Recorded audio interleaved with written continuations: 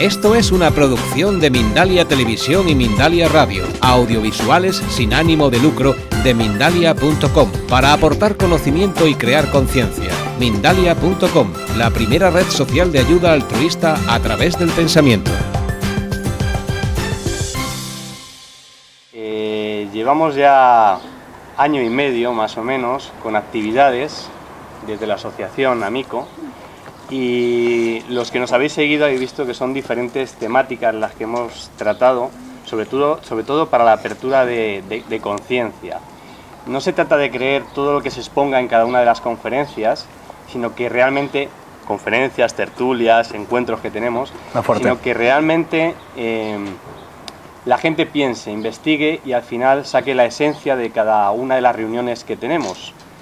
Así que es un placer contar de nuevo pues con gente amica que os vemos aquí y con nuevas personas que han tenido la gentileza de acercarse a esta actividad, que en este caso, como en otras ocasiones, nuestro querido amigo Ricardo González, pues en esta ocasión viene a hablarnos sobre su último libro, pero fundamentalmente para acercaros o en primera mano, en primera persona, responder algunas cuestiones que se le puedan plantear. Así que humildemente esperamos que pues os llene ese vacío o esa inquietud que tengáis a través de esta actividad. Muchas gracias y bueno, vamos con nuestro querido amigo a plantear alguna de las cuestiones que creáis oportunas.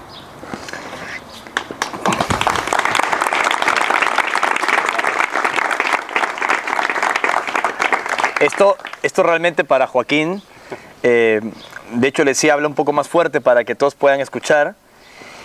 Recuerdo cuando empezó todo esto, se lo comentaba minutos antes que él hable, cuando nos conocimos y él me invita a Aranjuez a hablar del tema del cual escribo, por experiencias que he tenido, que he vivido en mi país, en el Perú, relacionadas al fenómeno OVNI, al contacto extraterrestre.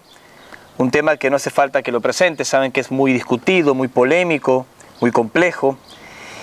Y Joaquín se le ocurrió hacer eventos en la ciudad que tanto aman, Aranjuez, pero que sean asequibles para la gente, que se puedan hacer reuniones, conferencias y que la gente pueda participar libremente. Y esta asociación Amico que me ha invitado ha hecho esfuerzos importantes para hacer este tipo de eventos, que en su mayoría, tengo entendido, se han mantenido con esta línea de ser libres. Me siento muy orgulloso de tener como amigo a Joaquín y poder colaborar en ello. Ustedes saben que nosotros, cuando nos invitan a diferentes conferencias, congresos, auditorios, se suele pedir una colaboración razonable, pero no porque se esté cobrando por la información, sería triste pensarlo, sino para cubrir los costos, ¿no?, de los billetes de avión, el alquiler de auditorio, el hospedaje y un largo etcétera, que obviamente no lo giran ni lo pagan los extraterrestres. Entonces, estoy muy orgulloso del esfuerzo que está haciendo Joaquín y Amico y todos los amigos que colaboran. Creo que esta es la quinta ocasión en la que, desde que empezó todo esto, desde antes de que fuera Amico, ¿no?, desde antes de que fuera Amico, en que hemos podido hacer charlas, reuniones, tertulias, e incluso una charla colaborando con la Cruz Roja. Hemos hecho cosas muy bonitas y solo quiero reiterar mi respeto por mi amigo Joaquín, por la gente de Aranjuez, y decirles que cada vez que hagan este tipo de reuniones, conmigo siempre van a contar. ¿Okay? Conmigo siempre van a contar. Bueno,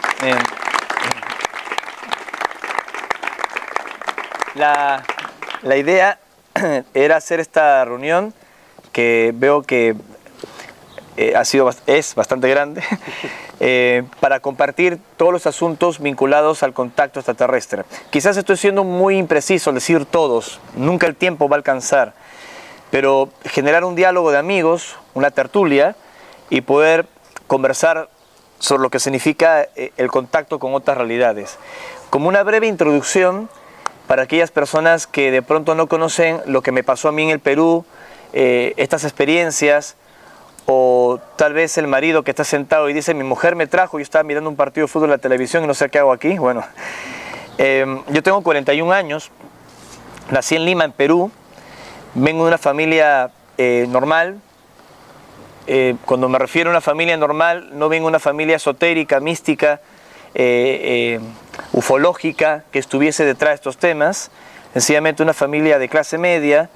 Soy el mayor de 3 hermanos, que llevábamos y llevamos un camino completamente natural, como cualquiera de ustedes. Sin embargo, de chico, y tal vez por el contexto de mi país, que ustedes lo conocen, creo que es difícil que un español no tenga alguna referencia a Perú, porque estamos hermanados por la historia.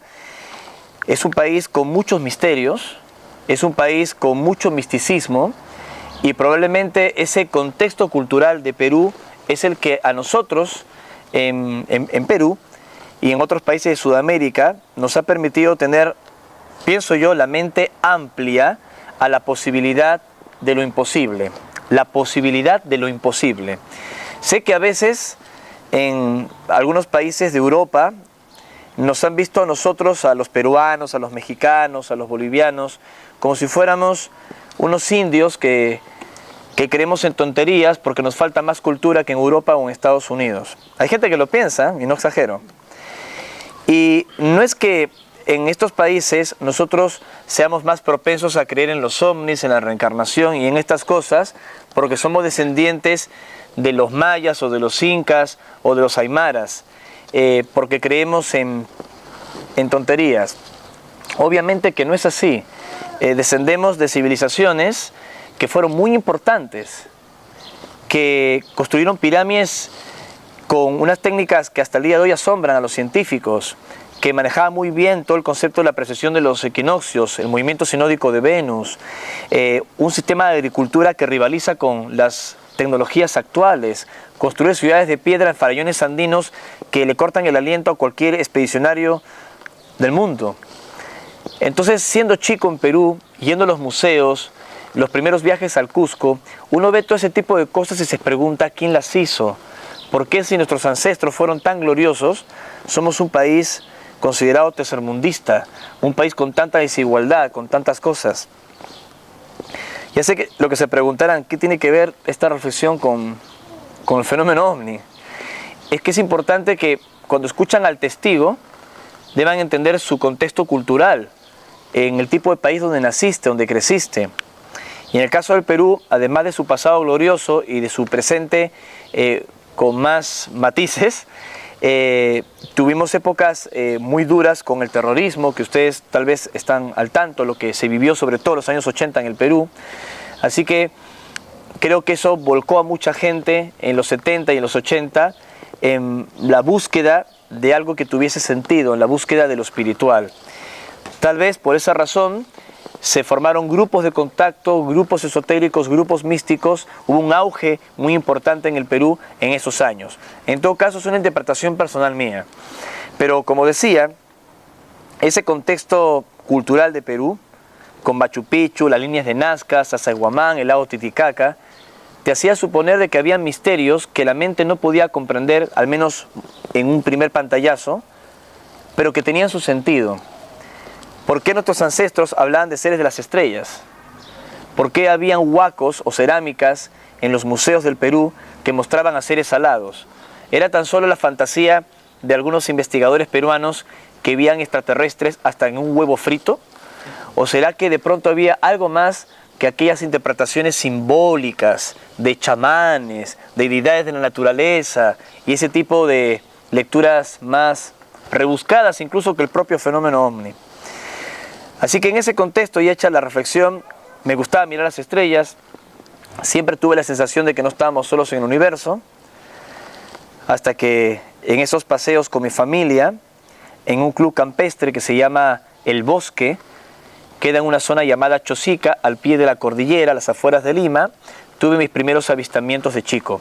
Objetos brillantes, luminosos, en el cielo nocturno, que no eran obviamente satélites, ni aviones, y yo le llamaba estrellas caminantes por los dibujos y los movimientos que hacían, pero luego al crecer y al informarme pude darme cuenta que no eran ni estrellas caminantes y obviamente ni satélites ni mucho menos. Así empezó mi humilde experiencia, observando el cielo, preguntándome cosas que tal vez no estamos solos en este inmenso espacio. Y a los 14 años, y voy rápido, en un breve resumen, tuve un avistamiento bastante más importante. Corría el año 88, estaba en el patio exterior de mi casa, en Lima, y ese avistamiento luego fue reportado de esa luz fuerte de día en los medios de comunicación de Lima. Es decir, no solo yo lo había visto. Una cosa es que tú jugando en un campo o en un club o en las montañas le digas, papá, papá, mira una cosa, sí, hijito, qué bonito, ¿no? Y otra cosa es que tú veas algo y aparezca en los diarios, gente de tal barrio ha visto tal cosa en Lima. Ah, entonces no solo fue una alucinación mía, o sea, otra gente también lo ha visto. Y ya entre los 18 y 19 años, sigo yendo rápido porque esto es muy largo, no quiero extenderme mucho en esta parte. Estudiaba mi carrera en mercadotecnia, nada de lo que estoy haciendo hoy por hoy, obviamente. Mi diseño de vida, al menos el que mentalmente tenía programado, cambió cuando estas cosas me sucedieron, cambió. Estaba estudiando para unos parciales de estadística y contabilidad y decidí cerrar mis apuntes, mis cuadernos para relajarme, para tomarme un break. Aquí veo que hay mucha gente joven y creo que esas costumbres no cambian, ¿no? Cuando estás estudiando mucho hay un momento que cierras los apuntes, cierras el computador, el ordenador, como dicen ustedes en España, y escuchas una canción, o tomas una taza de café, o cierras los ojos, ¿no? Tomas un break. Eso fue lo que hice. Y esto lo he contado 1.000.000 de veces, porque es el inicio de mi historia. En ese momento escucho una voz en mi cabeza. Y nunca tuve ningún problema mental, aclaro. Una voz que en perfecto castellano, sin acento, no sonaba como mi acento peruano de aquel entonces. Ahora mi acento está un poco cambiado, porque vivo hace muchos años en Buenos Aires, en Argentina, entonces mi acento está un poco cambiado. Era un acento neutral. Y me decía perfectamente, con mucha claridad en mi cabeza, no dejes de seguir buscando, somos seres extraterrestres que estamos entrando en contacto contigo, vas a vivir una preparación y nos conocerás físicamente. Como lo he dicho también en otras ocasiones, dije, esto no puede ser verdad. Una cosa es aceptar hasta por cultura o por estar medianamente informado que podría existir vida en el universo. Como decía Carl Sagan, lo raro no es que exista vida inteligente en el cosmos, lo raro sería que no existiese, ¿no? O sea, con tantas posibilidades. Pero una cosa es ver documentales de Discovery, del canal Historia, de leer a Stephen Hawking, a Michio Kaku, libro de divulgación científica, hablar de la gran posibilidad de vida inteligente en el universo. Eso es una cosa, está casi aceptado ya. Pero otra muy distinta es decir, un extraterrestre me está hablando. Eso para encerrarte en un manicomio. Y yo dudé, como toda persona que se considera sensata, tal vez por la formación que me dieron mis padres. Y la voz apuesta, o sea, redobla la apuesta y me dice, ¿quieres una confirmación? Sube a la terraza de tu casa y allí nos verás.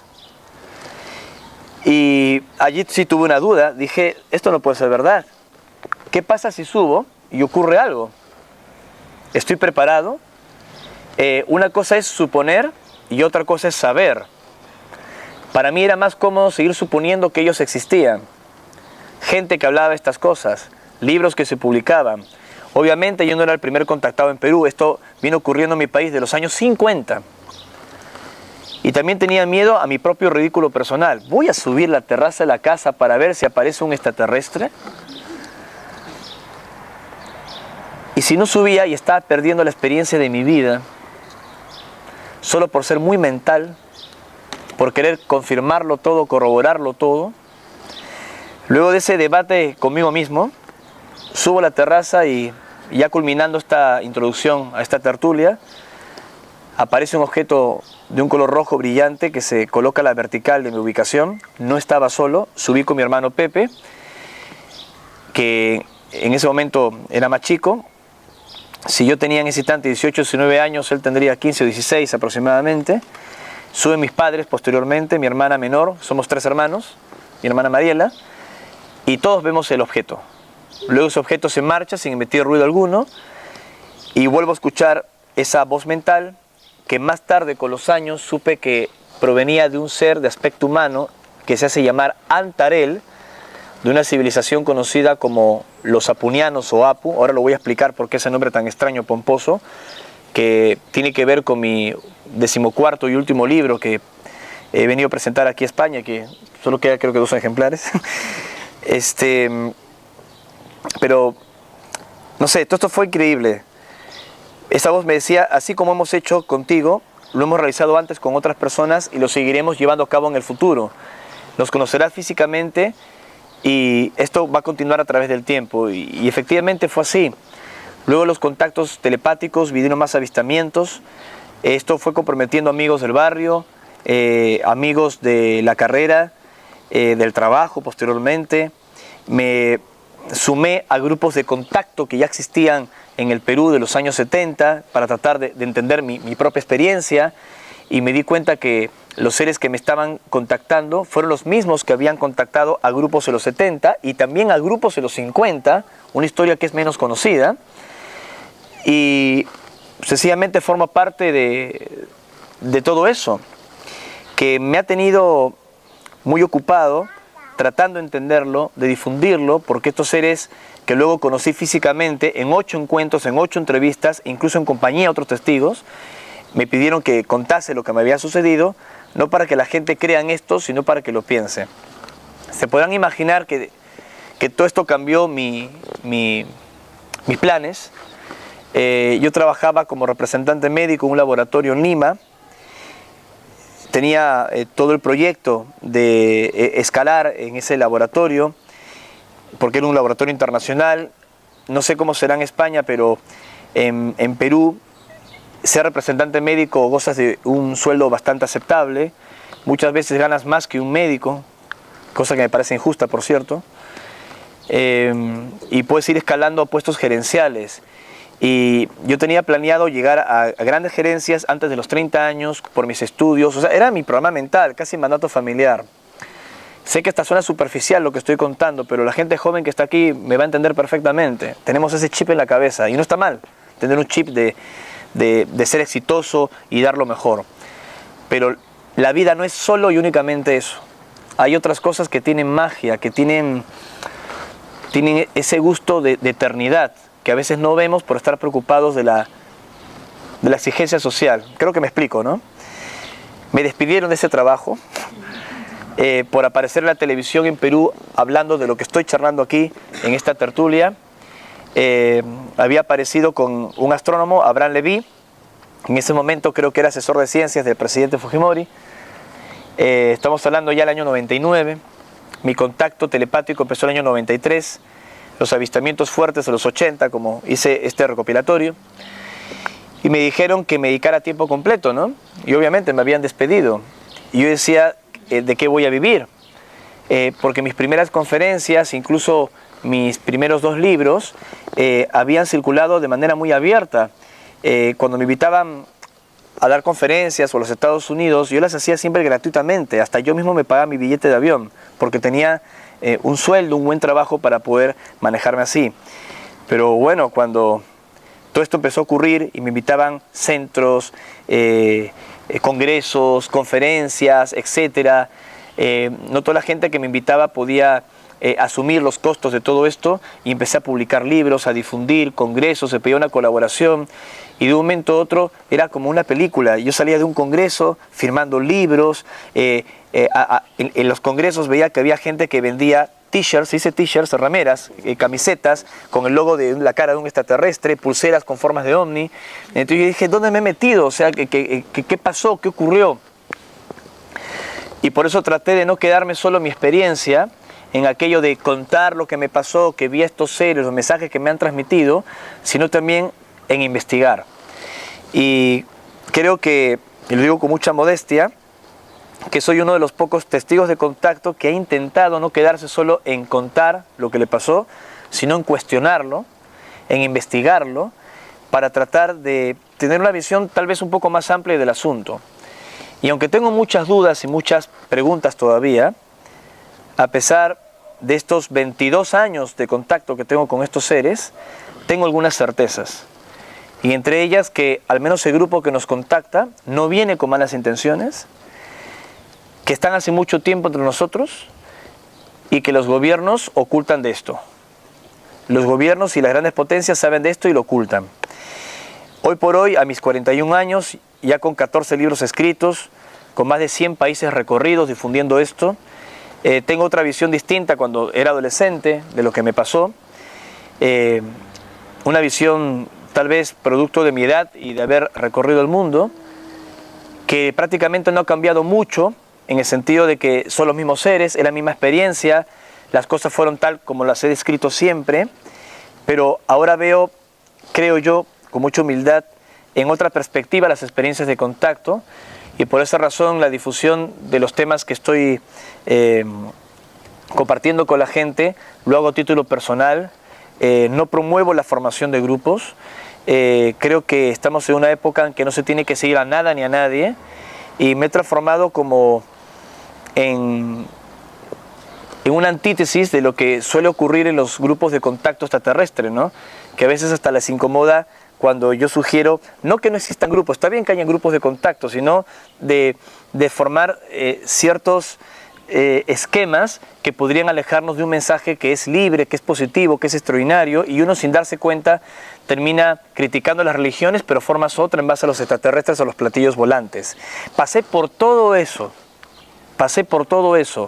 nos hemos equivocado mucho, pero el contacto y el mensaje es real, así que estoy ahora en esa postura de compartirlo abiertamente y decirles que esto me cambió la vida, que es un mensaje positivo, y que si estos seres tienen nariz, ojos, boca, tienen aspecto humano, no es porque se parezcan a nosotros, es que nosotros nos parecemos a ellos.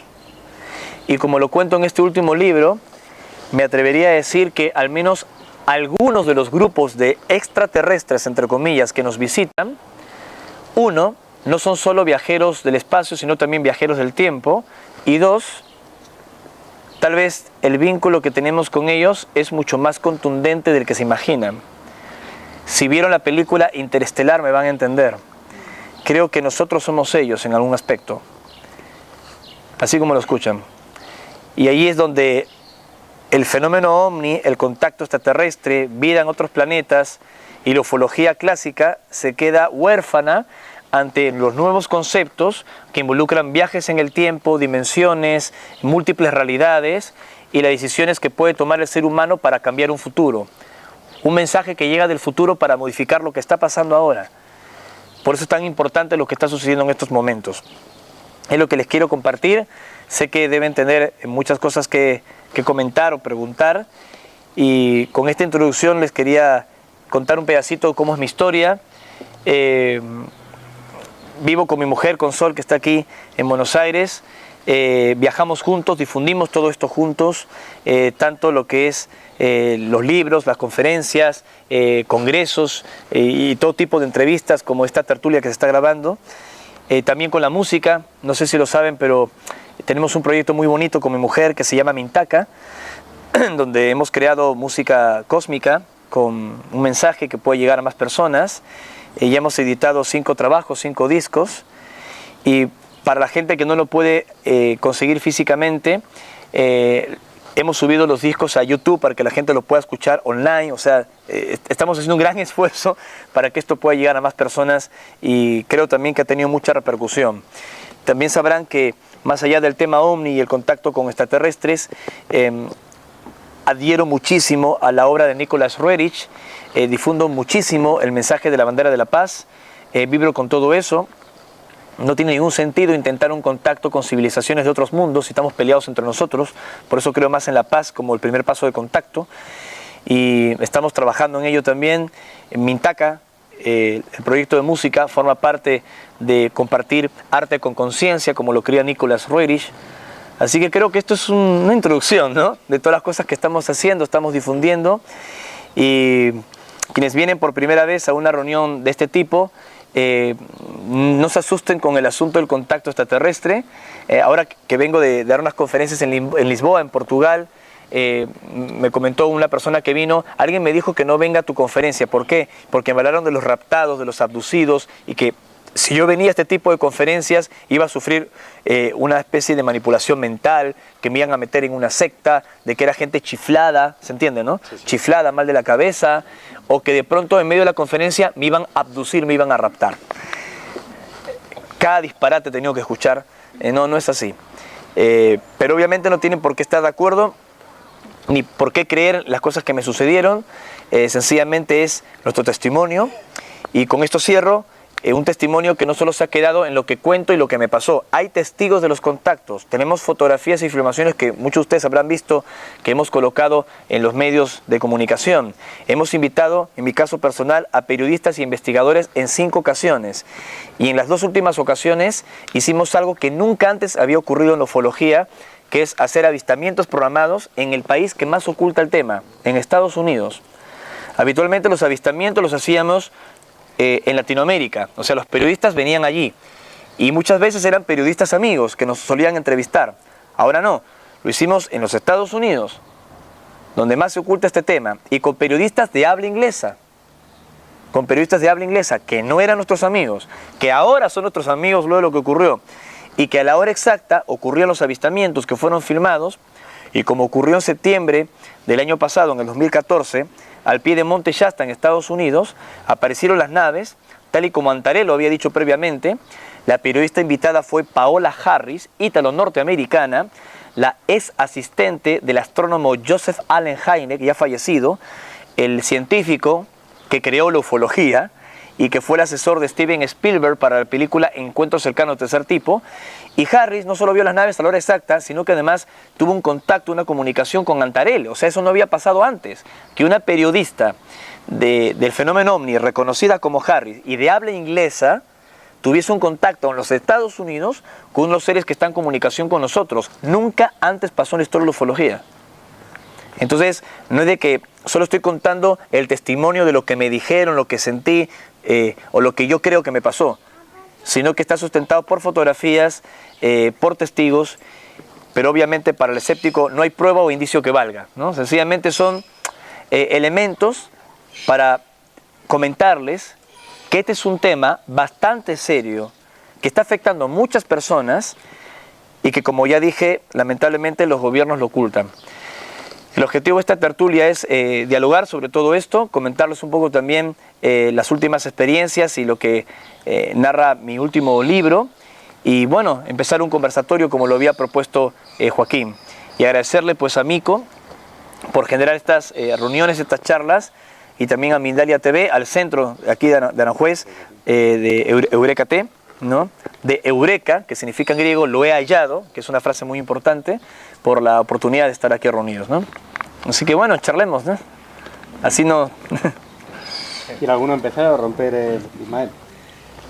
Me ha parecido muy curioso que después de un montón de años, desde los años 60-70 que había oído hablar de Apu y Ganímedes y de cómo nos visitaban estos seres, pues de repente, 40 años después, vuelve otra vez seres de Apu a aparecer en mi vida o en mi entorno, ¿no? Me ha parecido muy curioso. No hay casualidades.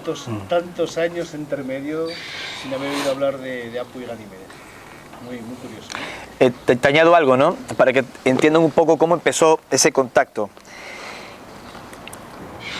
En Perú, en los años 50, los campesinos y la gente más humilde de los Andes de Ancash, que es conocida como la Suiza peruana, está al norte de Lima. Ahí están las montañas más altas de los Andes peruanos, como el Huascarán, donde, por cierto, está la base más importante de estos seres de Apu. Por los habitantes de esa región, sobre todo la zona de Yungay, tuvieron contacto con estos seres. Seres de aspecto humano, bastante altos, que se comunicaban o telepáticamente en algunos casos o en quechua, en el idioma local.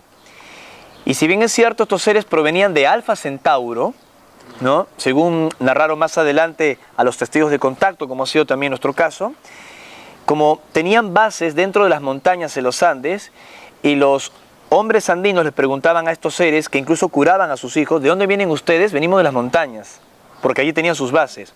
Y ustedes saben que en el Perú las montañas tienen una denominación mística que es Apu, el espíritu de los Apu, de los guamanes. Entonces, el término Apu proviene de allí, no es que sea el nombre exacto del mundo del cual vienen, ¿no? Como también el mundo donde ellos estuvieron afincados es montañoso, como los Andes o los Himalayas, ellos también lo describen como nuestro planeta Apu. Es una forma de identificar el lugar del cual vienen. ¿Se entiende? Así que no es el nombre original, sino una adaptación que estos extraterrestres hicieron al ver que en el Perú imperaba el culto de las montañas con el nombre de Apu, que significa Señor en quechua.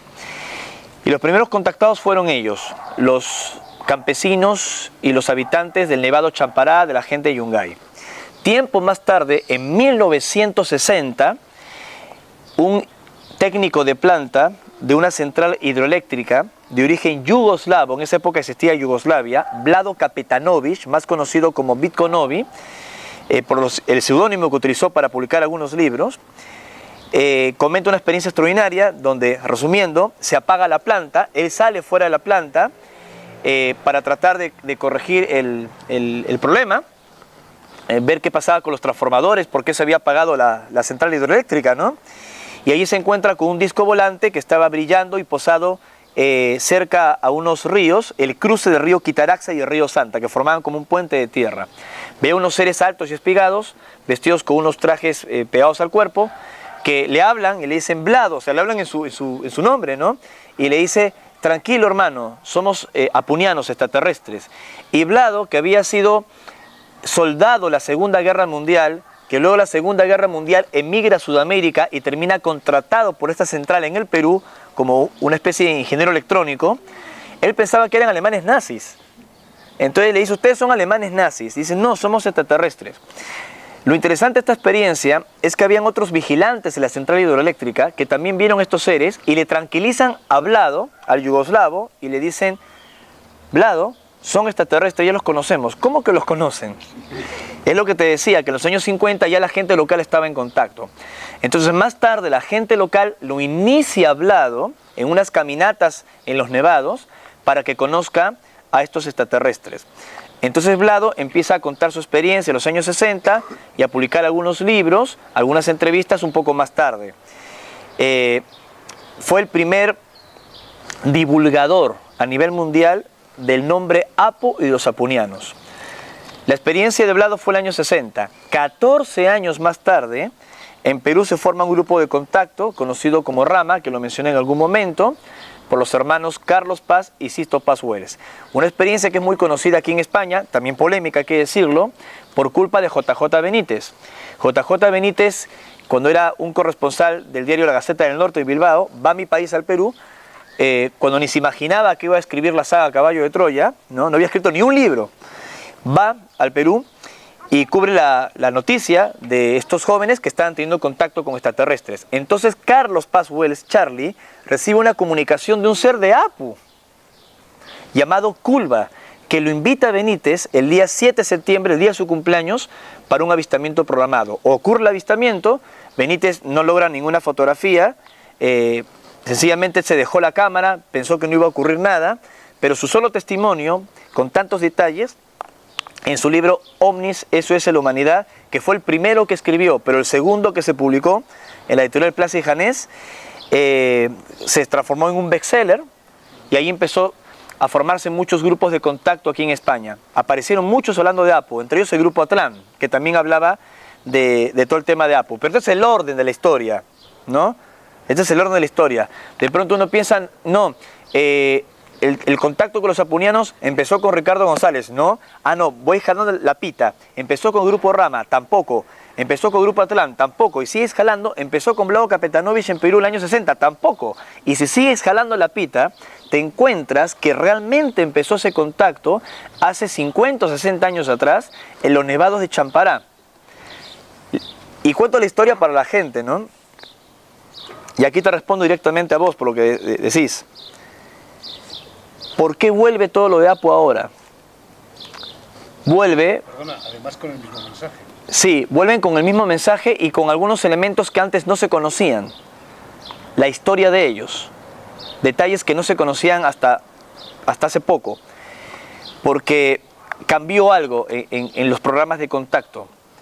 Y yo creo que ese cambio coincidió con algunos fenómenos y elementos que se empezaron a precipitar luego del año 2012. Están volviendo a contactar desde otra perspectiva, están volviendo a activar gente, y esto no es un programa de contacto en particular, es la agenda global en general, ¿se entiende? En algún momento, y no sé si me estoy explicando bien, cuando se formaron grupos de contacto en el Perú, en España y en tantos países, los extraterrestres a eso le llamaban misiones secundarias. Y esas misiones secundarias formaban parte de un plan mayor. Bueno, lo que han dicho los extraterrestres es que de 2012 en adelante, estas misiones secundarias no es que vayan a desaparecer, sino que se van a fundir en el plan global, en un plan de proyección extraterrestre que involucra el despertar de conciencia del ser humano. Sé que suena muy complicado, pero es lo que ellos nos han dicho a nosotros. Y esto requiere una transformación importante, ¿no? Porque es como que siempre estuviste en el colegio y te dicen, llegó el momento de pasar a la universidad. No, yo nunca quiero salir del colegio. No, llegó el momento de pasar a la universidad. Y creo que llegó el momento de dejar la conciencia de misiones secundarias y pasar a un plan global de acción que no tiene nombre, no tiene etiquetas y está muy relacionado con el mensaje de estos apunianos, ¿no? ¿A qué te refieres con misiones secundarias? Misiones secundarias, según los extraterrestres, son subprogramas de una agenda global. Lo explico en términos más sencillos. Muchos de estos seres que vienen a la Tierra son como antropólogos o sociólogos y tratan de conectar a diferentes muestras de seres humanos. Uno puede pensar, bueno, científicos, físicos nucleares, presidentes, o sea, gente que consideramos en nuestro esquema mental más importante que nosotros. Pero para un antropólogo y un sociólogo, sea extraterrestre o humano, es muy importante una muestra del común de la gente, ¿no? Así que empiezan a conectar y a contactar a grupos de humanos, los adiestran en técnicas de contacto y los van preparando. De pronto, para un grupo de contacto, dicen, tenemos 40 o 50 años de contacto con estos seres. Para estos seres tenemos 5 minutos hablando con ustedes. ¿Se entiende, no? 5 minutos. Y fue como una especie de experimento, de test, para ver hasta dónde ustedes pueden asimilar estas aproximaciones y hasta dónde nosotros podemos confiar en ustedes también. Porque nuestra educación, la religión, la educación de nuestros padres, el contexto en el que vivimos, hablar de este tema sigue siendo incluso en el siglo XXI un tabú. ¿Será negativo? ¿Ofende mi religión? ¿Lo que me enseñó mi abuela? Es un asunto muy complejo. Entonces, en esos grupos que se formaron de aproximación sociológica o antropológica, les encargaron objetivos específicos. Les vamos a entregar información relacionada, por ejemplo, a la sanación, y trabajaban en eso. Les vamos a entregar información relacionada a los nodos o lugares energéticos del planeta y van a viajar a ellos. Y tenían objetivos específicos en torno a ello. Ahora, esos grupos específicos, esas misiones secundarias, respondían, ¿no?, a un plan global mayor de aproximación extraterrestre en la Tierra, ¿se entiende? Entonces, una vez que pasaron esos grupos, esas misiones secundarias de cumplir sus objetivos y su experimentación, vienen estos seres y te dicen, muy bien, han aprendido en el error, en lo positivo, y llegó el momento en que puedan acercarse más al plan global y colaborar de otra forma. Y lo que pasa es que la Tierra nos dice, no, pero yo estoy muy bien acá, tú me dijiste la sanación, me dedico a esto, no, síguelo siendo, pero hay algo más que esto. Y es pasar a otro estado de conciencia que involucre la libertad y, como decía hace un momento, una conexión mucho más libre con estos seres, ¿no? Comentabas antes que estás preparado, ¿no?, para recibir información. No sé si todos estamos preparados para recibir esta información o el porqué de esa muestra, ¿no?, de qué manera es uno. Claro. Sí, nosotros podríamos estar preparados todos para recibir información. ¿Cómo manejar esto, no? Yo creo que todos estamos preparados para descubrir que el contacto es real. E incluso para tener alguna experiencia de corroboración de que esto podría ser real. No hace falta que se encuentren cara a cara con un ser extraterrestre de otro mundo para valorar todo esto que les estoy compartiendo. No hace falta subir a sus naves o verlo físicamente. Hay gente que con la información y con algunas confirmaciones o nociones generales es suficiente para hacer enormes cosas. Y al contacto físico, en ese caso, depende más de estos seres, no porque la persona sea especial, sino porque tiene que estar ajustada a cierto programa que estos seres están llevando a cabo. Pero sin desviarme del tema, yendo directamente al asunto de la información, yo creo que la mejor forma de prepararse para vivir estas cosas y tratar de entender lo que estos seres están transmitiendo es romper viejos paradigmas de educación. cada vez que una persona te dice eso no es verdad, es por un paradigma que tiene. Dice, eso no es verdad, y le preguntas por qué, porque no está en la Biblia, paradigma de religión. Eso no es verdad, ¿por qué? Porque los científicos no lo aceptan. Eso es una mentira. Es un mito. A nivel oficial es verdad que los científicos todavía no aceptan la comunicación con extraterrestres, pero hay otros científicos que sí, otros astronautas que sí. Entonces, yo siempre he dicho que el tema del fenómeno ovni y el contacto con extraterrestres no es de ningún modo un asunto de creencias, es un asunto de información. Es completamente periodístico, es un asunto de informarse.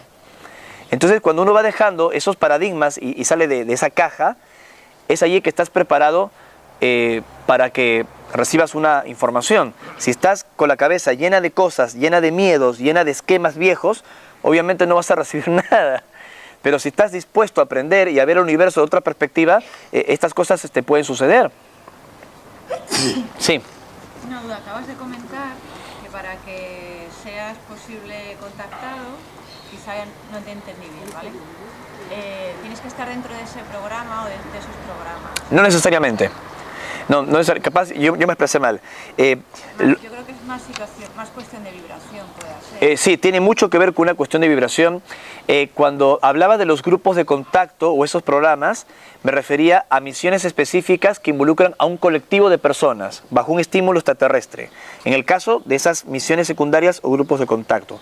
Pero hay muchísima gente que ha tenido contacto, tiene experiencias y no está participando en un grupo determinado en todo ello. Sin embargo, la labor de ese individuo forma parte de una agenda. O sea, no hay ni una sola labor, por más solitaria que fuese, que esté desconectada del programa o de un plan. Sencillamente la forma como uno lo desenvuelve. Por eso digo, hay personas que trabajamos en equipo, ¿no? Y hay otras personas que trabajan solitariamente porque es así como lo tienen que experimentar, ¿no? Y sí, estoy completamente de acuerdo con vos. Hay un asunto, aunque suene muy místico, pero es así, de vibración, que es muy importante, más allá del intelecto y de la investigación, un asunto de conectarte, de elevar la frecuencia, porque estoy convencido que lo semejante atrae lo semejante y esto también ocurre en el contactismo, ¿no? Sí. Dime, amigo. Bueno, Ricardo, yo te llevo siguiendo la verdad bastante tiempo por las redes sociales y por los vídeos y bueno, la verdad, no había escuchado nunca esta primera experiencia que has tenido tú de escuchar esos seres que te hablaron y bueno, me ha fascinado cómo lo has contado y cómo llegaron a confirmártelo de esa manera y quería saber algunos consejos o algunas advertencias que nos pudieras dar a la hora de escuchar o creer que escuchas estos mensajes que te dicen. Hay un artículo, me preguntan sobre los contactos, los mensajes y qué consejo desde mi lugar podría dar sobre estas primeras experiencias y cómo enfocar el tema. Hay un artículo que escribí para mi página web, que si la puedo mencionar, es legadocosmico.com, donde hablo de los errores en el contactismo, que tienen que ver con la ausencia de evidencias, las posturas mesiánicas, la falta de análisis y un largo etcétera, ¿no? La gente lo puede encontrar allí y creo que está bastante simple y explicado. Pero yendo al grano con tu pregunta, creo que hay algunos elementos que un testigo jamás debe olvidar. Primero es preguntarse las cosas, lo que está viviendo, ¿no? No caer en la ansiedad y en la emocionalidad, por más de que sea intenso. Serenarse y preguntarse las cosas. ¿Qué fue lo que vi? ¿Cómo lo vi? ¿En qué estado yo me encontraba? Tratar de corroborar que está viviendo una experiencia con elementos objetivos, ¿no? Porque si estos seres realmente quieren comunicarse contigo y darte mensajes y todo, están en la situación de entregarte algún tipo de confirmación, se lo puedes exigir. No digo que baje una nave en el jardín de tu casa, pero un elemento que sea lo suficientemente concreto, contundente, sensato de lo que estás viviendo es verdad. Como hablaba con una amiga más temprano, tanto por tu salud mental, porque estamos hablando de un tema de contacto, por tu salud mental, como por lo que vas a comunicar a los demás. Y tomar todo esto siempre con mucha calma y bastante cuestionamiento. O sea, no hay nada de malo en cuestionar. No quiere decir que estés perdiendo la conexión con estos seres y todo, pero también hay que entender que son seres de otras realidades, con mayor conciencia que tú, y uno puede decir, bueno, si ellos quieren materializar una imagen de Cristo en mi habitación y hacerme creer que Cristo está allí y hacerme llorar. Lo pueden hacer, porque saben que tu educación, esa figura religiosa, que para mí personalmente trasciende la religión, puede afectarte. Si pueden hacer ese tipo de cosas, algún individuo puede pensar, y si me están manipulando, si me están tratando de hacer ver ciertas cosas que tal vez yo no puedo comprender.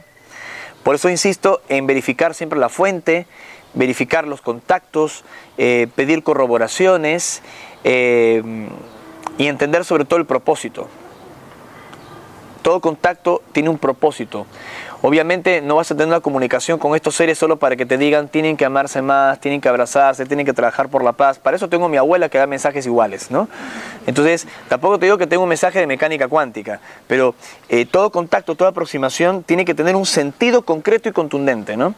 Y últimamente, bueno, veo que vos sigues este tema por las redes sociales, que ahora hay mucha información. Algo que yo he notado, que están circulando muchas psicografías, comunicaciones en grupos de contacto y no dicen absolutamente nada. Son repeticiones y repeticiones de mensajes anteriores y van a tener más cambios y sigan trabajando y estamos con ustedes de muy cerca y no sé qué y van a haber cambios en este mes y luego en el próximo otra vez estamos aquí con ustedes y es un bla bla bla que no dice nada. Ya, entonces creo que mis sobrinos de 5 o 6 años me pueden decir cosas más interesantes, ¿no? Entonces no se trata de hablar en difícil, pero si entienden un poco esta autocrítica que estoy haciendo, es confirmar los mensajes, tomarlos con serenidad y si uno realmente está en contacto, ver cómo funcionan. Dime. Quería preguntarte Sí. si cuando se siente una pasión muy grande por ahondar, por profundizar en algo, por ejemplo la bandera de la paz, ¿no? Es que en cuanto vi tu nombre, acerté a ver un vídeo en el que decías que el viaje más poderoso que habías tenido había sido al Valle de Altai y me llamó mucho la atención porque yo me siento súper atraída hacia eso y me fascina la compleja congruencia de todo, desde los 3 focos, que luego hay investigaciones de la NASA, o sea, todo, y me hago la idea de eso que dices del salto, porque he seguido más o menos los procesos de encuentros ecuménicos, todo eso que dices me concuerda todo, pero la fascinación interna que siento ahora, a día de hoy, que puedo quedarme igual, yo también estoy sin trabajo y digo, bueno, pues las coincidencias, no estoy con mi hijo. Entonces creo que es desde lo más interno que te habla tu propio bagaje. O sea, me interesaría mucho saber qué se plantea desde lo del legado cósmico, porque lo del viaje en el tiempo y la conciencia de que ya sabemos qué está ocurriendo, claro, me atrae mucho. Wow. Bueno, te podría decir lo siguiente, ¿no? Y te lo voy a resumir en una especie de frase o reflexión. Si de pronto tengo que tomar una decisión de todos los diferentes temas que yo difundo, desde el contacto extraterrestre, civilizaciones perdidas, y un montón de cosas que me han escuchado hablar ya en estos momentos que estamos compartiendo. Si tuviese que elegir un solo tema, uno solo, al cual dedicarme para ayudar a la gente, difundir, despertar conciencia, pero que tuviese que elegir uno solo de todo lo que he escrito, de todo lo que hablo, y que no hable de lo demás, elegir uno solo, elegiría sin dudas, sin pestañear, el mensaje de la bandera de la paz. Dejaría de hablar para siempre del fenómeno ovni, del contacto extraterrestre, e incluso de las experiencias fuertes que he vivido con estos seres y que los he visto. Dejaría de hablar de todo eso, pero no dejaría de hablar de la paz. No dejaría de hablar del mensaje de la bandera de la paz, como lo difundió en su momento Nicolás Roerich y otros grandes maestros, ¿no? Por eso estoy muy dedicado a esa difusión y por esa razón, como veo que viste la conferencia que hice sobre el Altai tal vez.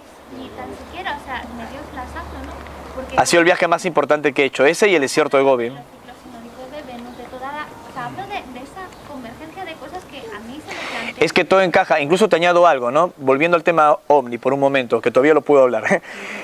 Nicolás Roerich, quien creó la bandera de la paz, la diseñó, la diseñó basándose en un objeto de poder. Bueno, Que él vio a su vez toda la saga de apariciones de esos... exacto, o sea, mucha gente que muestra la bandera de la paz en la ONU, presidentes que aparecen con la bandera de la paz, el Dalai Lama, autoridades políticas en España, en Latinoamérica, todos hablando de la bandera de la paz, y dicen, ¿qué significan esos 3 círculos rojos? Es la reunión, no sé, de la ciencia, la religión, la filosofía. Está bien, es un mensaje universal, es un símbolo que está en diferentes... es un símbolo universal, ¿no? Universal, no pertenece a nada ni a nadie, es un símbolo cósmico universal. Pero Nicholas Roerich se inspiró en la piedra de Chintamani, que es un objeto cósmico que llega de Orión, traído por un caballo blanco, entre comillas, llamado Lungta, esto lo enseña el budismo, y que se divide en 3 fragmentos que recorren el mundo, es un objeto extraterrestre.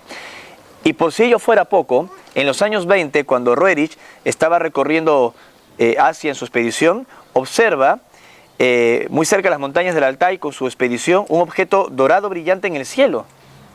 Él ve eso, y está descrito en su diario.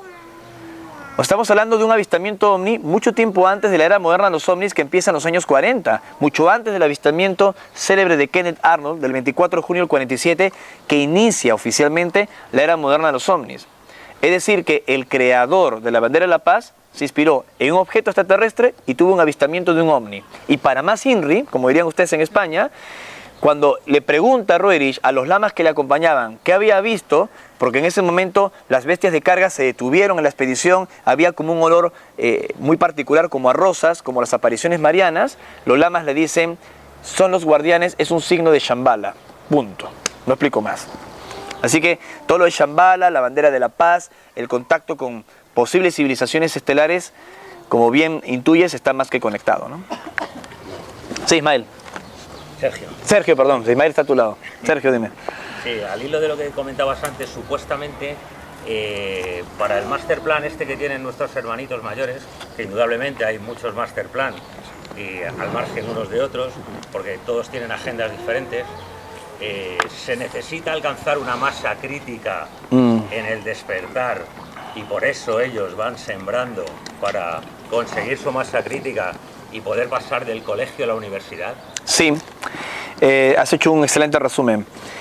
Definitivamente la masa crítica, que es un concepto que se ha popularizado estas últimas décadas, hay algunas investigaciones, aunque polémicas para la ciencia oficial, como por ejemplo la de Rupert Sheldrake, que habla de los campos morfogenéticos, o el experimento del mono 100, el mono centésimo, que todos deben conocer, que también ustedes pueden entrar hasta Wikipedia o cualquier web de información en internet o cualquier libro, no sé, la biblioteca de la BBC, lo que haga falta, y van a ver que a nivel oficial se burlan de estas cosas, que el experimento del mono 100 no es académico, que no tiene prueba alguna, que Rupert Sheldrake está mal de la cabeza, o sea, se cuestionan todas estas cosas, pero en la práctica es válido, en la práctica funciona. De pronto no tiene el sello de momento de la ciencia oficial, pero otros científicos se dieron cuenta de cosas que estoy seguro en breve van a ser confirmadas. Y esto tiene que ver con la corroboración de la masa crítica, que dice que de los 7.000 millones aproximadamente, creo que somos más, de seres humanos que vivimos el planeta, no hace falta que los 7.000 millones cambiemos y despertemos conciencia, sino que un grupo determinado, mucho más pequeño, pueda modificar su forma de pensar, cambiar, y esto genera un efecto dominó que afecta a todo y el futuro. Eso es lo que se llama el efecto de la masa crítica que bien estás mencionando. Y también, como concluyes, estas misiones de acercamiento de estos seres están procurando educar hacia una cultura cósmica a ciertos individuos que se puedan sumar a esta masa crítica. Ahora bien, de pronto alguien está aquí y dice, mira, de todo lo que has dicho, a mí me vibró el tema de la paz. Todo ese asunto de los extraterrestres, de puertas dimensionales, de viajes en el tiempo, no lo entiendo ni me interesa. No importa. Realmente no importa. Yo estoy convencido que todo lo que estamos aquí, al margen del tema tan profundo y polémico que estoy tocando, estoy convencido que todos estamos de acuerdo en algo. Al margen de lo que pensemos del fenómeno ovni, la reencarnación, de Cristo, de Buda y lo que fuese. En algo sí estamos todos de acuerdo. Que queremos un mundo mejor. No creo que alguien aquí diga, no, yo no quiero un mundo mejor. Todos queremos un mundo mejor, todos. Todos queremos un mundo mejor, queremos que las cosas cambien y ese cambio empieza por nosotros mismos, punto. Todo lo demás es un pretexto. Todo lo demás es un pretexto. Y conozco gente maravillosa que no hace talleres de yoga, no sabe lo que son los chakras, ni conoce las leyes del Kybalión, ni se imagina lo que representa el contacto con extraterrestres, que ni siquiera va a la iglesia, que ni es religiosa. Yo he conocido nativos en las selvas del Perú que no saben ni quién es Jesús, no saben ni quién es Jesús, y les puedo garantizar que son los mejores cristianos que he conocido. ¿Se entiende? Gente que vive en la naturaleza, que ama, de que no juzga, que vive... No hace falta que lo explique. Entonces, a ese tipo de conciencias con la que yo adhiero, con la que yo vibro. El fenómeno ovni es un pretexto para, luego de mirar las estrellas, mirar más aquí. Podríamos hablar sin tiempo y sin límites de todo esto. Sí. Sí, no sé cuánto le queda de batería acá a la cámara, pero... ¿Vamos bien? Más. Sí, dos preguntitas más. Dos preguntas más y luego... Dime. ¿Qué opinas de la psicotrónica y si crees que tiene alguna relación con el fenómeno ovni? ¿Te refieres a todo lo que es los proyectos psíquicos, control mental y eso, no? Bueno, además de todo el tema del fenómeno ovni, yo he hecho algunos estudios vinculados con control mental y todas esas cosas, ya que encontré algunos fenómenos que rodean el tema de los ovnis, no solo de telepatía, sino de telequinesia, de visión remota, de un montón de cosas, y estoy convencido que estos seres no solo se han desarrollado tecnológicamente, como dije, sino también psíquicamente. Por otra parte, he visto que algunos servicios de inteligencia, especialmente norteamericanos y rusos, trataron de implantar un sistema de espionaje de control mental, como el MK Ultra, por ejemplo, en los Estados Unidos. Y esto llevó a pensar a algunos investigadores si los extraterrestres están haciendo lo mismo con nosotros, ¿no? Si no hay un fenómeno de intrusión. Y es un asunto muy complejo de contestar porque hay variables. Yo estoy hablando de los seres que están en contacto con nosotros, este grupo que llamamos los apunianos, entre otros más, que por los 23 años de contacto, 22 años de contacto, puedo asegurar, al menos de momento, que son positivos, que no hay ninguna manipulación mental de por medio, y podría dar una serie de argumentaciones de por qué no. Pero no puedo poner la mano al fuego de todas las diferentes civilizaciones que están tratando de conectar con el planeta. Y también debo decir algo más inquietante sobre el tema de control mental, psicotrónica, facultades paranormales y esas cosas. Que en los Estados Unidos he conocido muchos casos de abducidos, de personas que se supone tuvieron raptos por extraterrestres y al final no fueron extraterrestres, fueron raptos militares. Y se los hicieron recordar como si se hubiesen tratado de abducciones extraterrestres. ¿Me explico? Así que es un asunto muy complejo que sugiero investigar, pero la psicotrónica es real y no solo se remonta a los proyectos mentales de la Guerra Fría, sino que hasta el día de hoy hay mucha gente que está trabajando en ese tema, ¿no? Y creo que está conectado a todo este asunto del fenómeno ovni también, sí. Una otra pregunta, porque sé que... pero porque no repetí. Claro, claro. Yo quiero hacerte dos preguntas. Sí. Primero, quizás un breve comentario, no de estos, sino intraterrestres. Y después de 22 años de contacto, para ti, hiciste un pequeño resumen de cuál es el mensaje. Qué buenas preguntas. Ustedes sabrán que además del fenómeno ovni, he difundido muchísimo todo lo que es el mundo intraterreno, el mundo subterráneo. Que no solo no estaríamos solos en el universo, sino que tampoco no estaríamos solos en la Tierra. Y con ello no me refiero a una tierra hueca, en la acepción literal que se le ha dado, sino a inmensos túneles en la corteza donde descendientes de antiguas civilizaciones se habrían afincado y estarían allí. Aquí hablaríamos de temas bastante polémicos a nivel histórico, como la Atlántida, Lemuria y otros mundos perdidos que la arqueología oficial considera una pavada, como diríamos en Argentina. Pero no es una pavada ni para los incas, ni para los sumerios, ni para los budistas, ni para los descendientes mayas, que me imagino que eran personas medianamente instruidas, ¿no? Ellos atesoraban, al igual que los egipcios, una información de mundos más antiguos que se destruyeron y cuyos descendientes se habrían afincado en este mundo subterráneo, protegiendo los anales de su cultura, como una especie de archivo de conocimiento de información. Serían los intraterrenos de esta hermandad blanca, de la que también habría hablado Nicolás Roerich, el creador de la bandera de la paz. No tengo ninguna duda de que esto existe porque lo he vivido, lo hemos afrontado. Incluso el año 2002, gracias a gente maravillosa de Ecuador, pude participar de una expedición hacia la Cueva de los Tallos, donde estuvimos 3 días dentro de esa cueva, en las selvas de Coangos, en el Ecuador, y ver que, si bien es cierto, es una cueva natural, las formaciones que tiene no todas son producto de astrofismo o de erosión, sino que han sido condicionadas por alguna mano inteligente, y es inmenso. Hasta el astronauta Neil Armstrong visitó ese enclave el año 76.